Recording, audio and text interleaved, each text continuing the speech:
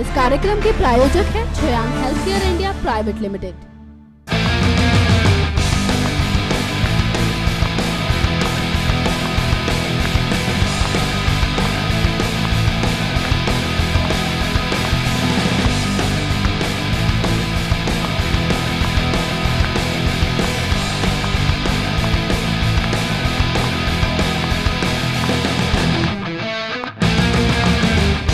बीते कई दिनों से वन रैंक वन पेंशन पर सियासी माहौल गरमाया हुआ है। इसी पर बात करने के लिए हमारे साथ है लेफ्टिनेंट पांडे जी। आइए उनसे जानते हैं कि आखिर क्या है ये पूरा मामला। तो सर हमें ये बताइए ये मामला कैसा है। ये मामला बहुत सिंपल है और इसको कई सरकारों ने दोनों पार्लियामेंट, जो पहली वाली सरकार थी ये पार्लियामेंट भी इसको पास कर चुकी है, लेकिन इसको कॉम्प्लिकेटेड बनाया जा रहा है। क्यों बनाया जा रहा है समझ नहीं। जब वो जा रहे थे, पिछली सरकार जा रही थी तो उसने बोला वन रैंक वन पेंशन सब मंजूर हो गया है।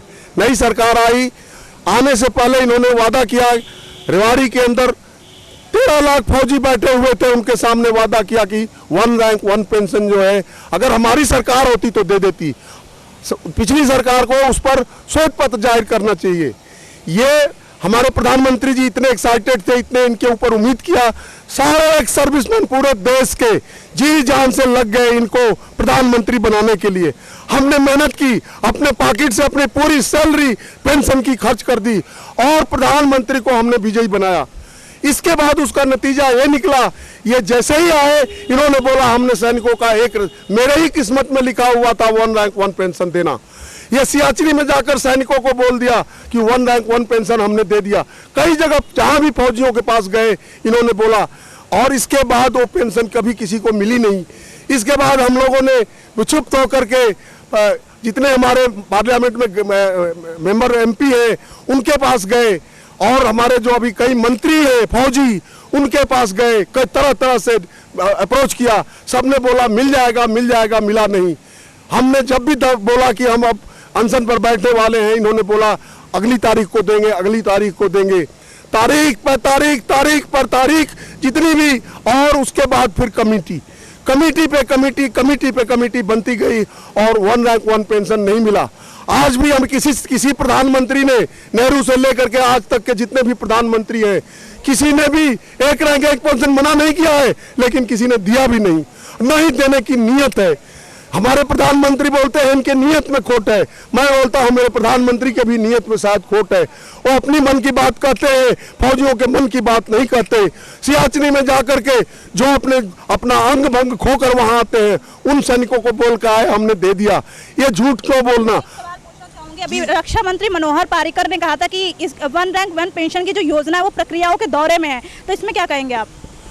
रक्षा मंत्री जो अभी के हैं और इसके पहले वाले सारे रक्षा मंत्रियों से हम मिल चुके। अभी इस रक्षा मंत्री से हम 3 बार मिल चुके हैं। मैं पर्सनली मिल चुका हूं अपनी संस्था के थ्रू। यहां पर 2 फरवरी को उन्होंने सारे एक्स सर्विसमैन को बुला करके बोला मैं आप लोग टाइमबद्ध तरीके से आप लोगों को वन रैंक वन पेंशन दे दूंगा। इसके बाद वो तारीख दिए, 4 वीक 6 वीक 8 वीक करते गए। हम उनसे मिलते रहे, हम उन पर उम्मीद किया। पूरा उन्होंने बोला कि देखो ये चार्ट बन गया है, ये पैसा है, इतना खर्च है, ये सारा बनाकर फाइनेंस मिनिस्ट्री में जाते ही वहां पर हमारे जो वित्त मंत्री बैठे हुए हैं, क्योंकि वित्त मंत्री जब रक्षा मंत्री थे 6 महीने तक इसको दबा करके रखा। इसके बाद हम गए तो वो बोले थोड़ा आप कम कीजिए, हम दुकानदारी नहीं है, हम किसी से भीख नहीं मांग रहे हैं, हम अपना हक मांग रहे हैं, हमारा हक है वो हमें दे दो। और अगर आप नहीं दे सकते, आप विदेशों में दान कर सकते हो, आप योगा चलाने के लिए करोड़ों रुपया खर्च कर सकते हो, आप झाड़ू लगाने के लिए करोड़ों रुपया पब्लिसिटी में खर्च कर सकते हो, और फौजियों को देने के लिए आपके पास पैसा नहीं। आप यहाँ हमें जंतर मंतर पर पूरे देश को बताओ हमारे पास फौजियों के हथियार के लिए पैसा नहीं है, फौजियों के पेंशन के लिए पैसा नहीं है। जितने भी एक्स सर्विसमैन है सबको इकट्ठा करो, गोली मार दो, हमें नहीं चाहिए, हमें हड़ताल उठा लेंगे। आप देश को बताओ कि फौजियों का हम देखभाल नहीं कर सकते। जिन फौजियों के कटे हुए शरीर गए उन विधवाओं को यहाँ पर बैठना पड़ता है हड़ताल के लिए, अनशन के लिए। आखिर क्या वजह रही कि जिस तरह से बजट यूपीए के शासनकाल में पास हुआ था, लेकिन अब मोदी ने 2013 में कहा था कि वो ये 1 रैंक 1 पेंशन लाएंगे, लेकिन अब वो कह रहे हैं कि बहुत जटिल प्रक्रिया है, तो इस पर क्या कहना चाहेंगे आप? ये जटिलता तो आपको मोदी साहब से पूछनी चाहिए, वो किसके इन्फ्लुएंस से बोल रहे। हमें मोदी साहब के नियत पर शक नहीं है, लेकिन जो लोग वहां लगातार बैठे हुए, जो सारी सुविधाएं ले रहे हैं, जो व्यवस्था के ठेकेदार हैं, वो व्यवस्था के ठेकेदार जो है वो फौजियों को कोई उन्होंने पार्लियामेंट को डरा रखा है कि फौजी आएंगे तो ये जो है आपको दबा देंगे। इसलिए फौजी को इतना दुखी करना चाहते हैं। इन्होंने देश की नहीं, आज का जो सैनिक लड़ रहा है कल वही सैनिक जो है एक सर्विसमैन बनेगा। आज जो सीमा पर देख रहा है मेरे पिताजी वहां भूखे मर रहे हैं, क्या वो वहां पर अपना पूरा ध्यान लगाएगा? अगर वहां पर वो बोले तारीख पर तारीख दे दे, अगर एक तारीख दे देते तो देश की क्या हालत होगी। मैं एक बार पुनः, हमारा किसी से दोष नहीं है, न किसी पार्टी से न किसी सरकार से। हम पीसफुल तरीके से ये अनशन तब तक करते रहेंगे जब तक कि हमारा 1 रैंक पेंशन। और आपको मैं बता दूं, बिहार में बहुत बड़ी यही यूनाइटेड फ्रंट की एक रैली होने जा रही है, इसका प्लान कर रहे हैं। 22 तारीख को हम यूनाइटेड फ्रंट के एक सर्विसमैन जहां जहां होगा पूरे देश को बताएंगे हमारे साथ कितना बड़ा धोखा हो रहा है।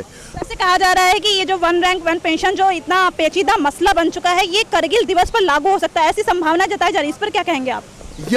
यही बात है, तारीख पे तारीख, इसी को बोलते हैं तारीख पे तारीख। इन्होंने पहले दिसंबर में तारीख दिया, फिर जब दिल्ली का इलेक्शन आ गया फरवरी में हम लोग बैठे यहाँ, तो उस टाइम में दिया। अरे फौजियों को आप वोट बैंक की राजनीति मत करो, आपको नहीं देना है तो मना कर दो, लेकिन हमें वोट बैंक की पॉलिसी मत करो।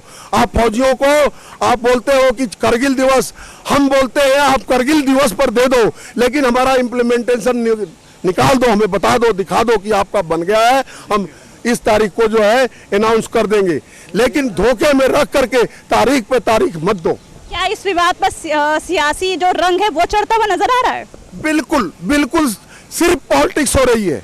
मैंने टीवी में डिबेट सुना है, जगह जगह न्यूज़पेपर में आ रहा है, लोग बोल रहे हैं तूने बीजेपी ने नहीं दिया, कांग्रेस वाले बोलते हैं हमने दे दिया था आपने नहीं दिया, तो तू मैं हमें जो है लटका रखा है। और हमें मालूम है अगली सरकार आएगी वो भी हमें देने वाली नहीं है, लेकिन हम इस सरकार का विरोध करेंगे, हर जगह विरोध करेंगे, और अगली सरकार आएगी वो भी नहीं देगी तो उसका भी विरोध करेंगे। लेकिन अब देशव्यापी आंदोलन फौजियों का, जो इतनी संस्थाएं हैं, जितनी भी एक सर्विसमैन की, मैं आपको इस माध्यम से भी बता जाना चाहता हूं कि जितने लोग हैं इसमें कुछ फौजियों को मिला करके हर जगह जयचंद होते हैं, फौज में भी कुछ जयचंद हैं जो उल्टे सीधे बयान टीवी पर दिया करते हैं। मैं एक जेसीओ हूँ, मैं सिपाही से जेसीओ बना हूँ, आकर मुझसे मेरा पूछिए। आपको मैं यूपी में ले चलता हूँ, उस विधवा से पूछिए, उसका इंटरव्यू लीजिए, उसको टीवी, आप टीवी पर किसको बुलाते हैं? जो इफेक्टेड नहीं है उनको बुलाते हैं। वहाँ जो आते हैं उसमें ज्यादातर लोगों को 1 रैंक 1 पेंशन मिला हुआ है। आपसे थोड़ा सा जानना चाहूंगी कि हमारे आम लोगों को समझाइए कि आखिर 1 रैंक 1 पेंशन का मतलब क्या है, कुछ इसको ब्रीफ करिए। ऐसा है, 1 रैंक 1 पेंशन एक सिंपल मामला है। हम एक सिपाही को यहाँ बैठाते हैं, मीडिया के सारे लोग इधर आ जाएं, एक 24 घंटे के अंदर जो है हम आपको बता देंगे 1 रैंक 1 पेंशन का मतलब होता है एक रैंक, एक समय तक उसका ड्यूरेशन जितना सर्विस किया हुआ है, जो आज का सैनिक लेता है उस कल के सैनिक को, और कल के सैनिक को आज का, मतलब एक बराबर है। आज जो सिपाही रिटायर होता है सिपाही रंग से 17 साल की सर्विस किया हुआ है, तो पिछला जो सिपाही 17 साल सर्विस करके उस रैंक में, उस ग्रुप में गया हुआ है, वही पेंशन जो है उसको भी मिलनी चाहिए। क्योंकि सिपाही, अब यहाँ पर एक और भी सवाल है जो आप नहीं पूछ रही हैं, इसमें बीच में फीचर्स लगाए जा रहे, बोलते हैं वो पारामिलिट्री फोर्स एक असम राइफल है, बाकी कोई पारामिलिट्री पुलिस है। पुलिस 60 साल सर्विस करती है, अगर उनके पे का हिसाब, एक सिपाही रिटायर होता है उससे 25 साल और ज़्यादा वो सर्विस करते हैं, और उसके अलावा उनकी और हमारी जो तनख्वाह लेते हैं उसमें 8 करोड़ रुपए का फर्क है, इतना डिफरेंस होता है। और एक पैरामिलिट्री फोर्स वाला जो है वो जो है 60 साल तक सर्विस करता है, हमारा जो है 35 साल में रिटायर हो जाता है। हमारा सियाचिन ग्लेशियर में जाता है, वहाँ जो भी जाता है कोई हाथ खो के आता है, कोई पैर खो के आता है, कोई आंख खो के आता है। ये क्या जाते हैं क्या से? मैं बोलता हूँ जो ब्यूरोक्रेट्स जो इसको पेचीदगी बता रहे हैं, वो पेचीदगी बताने वाले को 1 महीने सियाचिनी में बोल के बैठो, टेबल लगा दो, वो 24 घंटे के नहीं 5 मिनट के अंदर। और आज मैं मीडिया के माध्यम से सभी को बताना चाहता हूँ, 1 रैंक 1 पेंशन का चार्ट बना हुआ है, जिसके अंदर जितने भी स्टेक होल्डर थे, आर्मी हेडक्वार्टर से जो सर्विस में हो और जो नई सर्विस से रिटायर हुए हो, सारा बनकर तैयार है। हमें रक्षा मंत्री ने दिखा दिया था। ये सारी पेचीदगी जो फाइनेंस मिनिस्ट्री में बैठे हुए ब्यूरोक्रेट्स उनका लगाया हुआ है और प्रधानमंत्री को उलझा रहे हैं। हम प्रधानमंत्री से रिक्वेस्ट करना चाहते हैं वो हमें इम्प्लीमेंटेशन लेटर इशू कर दे और फौजी की विधवाओं को इस तरह सड़क पर बैठने की मजबूर न करे। ये 33 साल से ये केस जो विवाद है वो चला आ रहा है, लेकिन अभी तक इसका कोई समस्या का समाधान नहीं हुआ है। इस पर क्या कहना चाहेंगे आप? इस पर मेरा तो विचार ये है, पर्सनल विचार है, हम किसी रेल को नहीं रोकते, हम किसी गाड़ी को नहीं रोकते, हम बसों में आग नहीं लगाते, सैनिक हैं, देश की प्रॉपर्टी को हम खराब नहीं करते। हम नहीं चाहते कि हम 6 दिन 10 दिन तक रेल को रोक कर, हमें लड़ाई की सारी हुनर मालूम है। हम दूसरे देश को रोक के रखा है सीमाओं के ऊपर। अगर हम ये करना चाहें ये बहुत आसान है।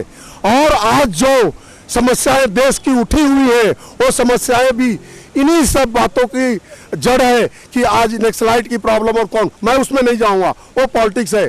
लेकिन इसमें सैनिकों के लिए कोई पॉलिटिक्स न करे। आज ये पार्लियामेंट में सुरक्षित बैठते हैं तो हमारे ऊपर देश के लोग एसी लगा करके घूमते हैं, तो अगर देश ही नहीं होगा तो ये क्या करेंगे? सो इस देश का कल्याण हो। जिस देश के सैनिक सड़कों पर, उस देश का दुर्भाग्य है चाण। जिस देश के सैनिक सड़कों पर। तो ये थे हमारे साथ लेफ्टिनेंट पांडे जी जो अपना रोष व्यक्त कर रहे थे 1 रैंक 1 पेंशन पे। ये सैनिक पूर्व सैनिक हैं जो पिछले 3 दिनों से अनिश्चितकालीन हड़ताल पर बैठे हुए हैं। अब देखना होगा कि वाकई में सरकार इनकी सुध-बुध कब तक लेती। वैसे कारगिल दिवस पर 1 रैंक पेंशन योजना को लागू करने की कवायद जारी है, लेकिन वाकई में कितना अमली जामा से पहनाया जाता है, फिलहाल ये तो अब भविष्य के गर्भ में है। कैमरामैन संतोष के साथ मैं गायत्री गुप्ता, नई दिल्ली जंतर मंतर से। इस कार्यक्रम के प्रायोजक हैं Shreyank health care India private limited.